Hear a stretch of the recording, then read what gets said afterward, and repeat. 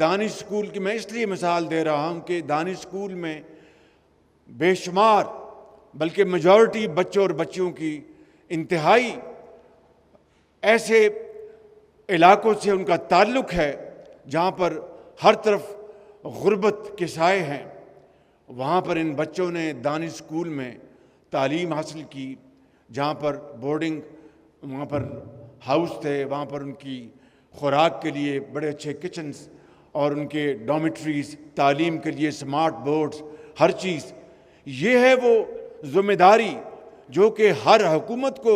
ادا کرنی ہے۔ پورے پاکستان میں 77 سال گزر گئے، وسائل کی کوئی کمی نہیں تھی، نہ ماضی میں تھی نہ آج ہے، لیکن اس نہج تک ہم کس طرح پہنچے ہیں 77 سال بعد کہ قرضوں کے پہاڑ لگ گئے ہیں۔ لیکن یہ بھی ہمیں اپنے ذہن میں رکھنا چاہیے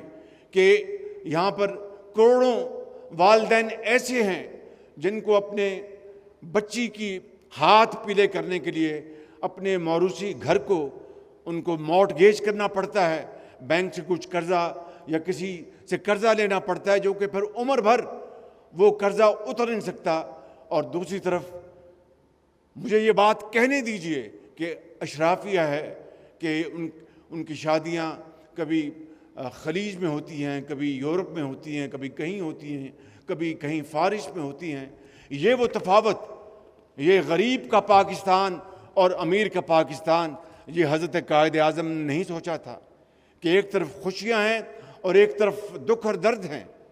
میں سمجھتا ہوں کہ پاکستان اس لیے معرض وجود میں آیا عظیم قربانیوں کے ذریعے کہ ایک ایسا ملک اس خطے میں ہوگا جس کا جھنڈا پوری دنیا میں سب سے اونچا ہوگا، اور نوجوان نسل بہترین تعلیم حاصل کر کے انجینئرز، ڈاکٹرز، سائنٹسٹ، بینکرز اور فائنینشل ایکسپرٹس، اکانومسٹ بنیں گے اور اس قوم کی تقدیر بدلیں گے۔ اگر ہمیں بننا ہے، آگے بڑھنا ہے، تو اپنا خون پسینہ بہانا ہوگا، اور اشرافیہ کو، حکومت کو، وزیروں کو، سب کو اپنا فرض ادا کرنا ہوگا۔ اور پھر یہ نوجوان نسل یقیناً پھر انشاءاللہ یہ انکریج ہوگی اور یہ آسمانوں پر،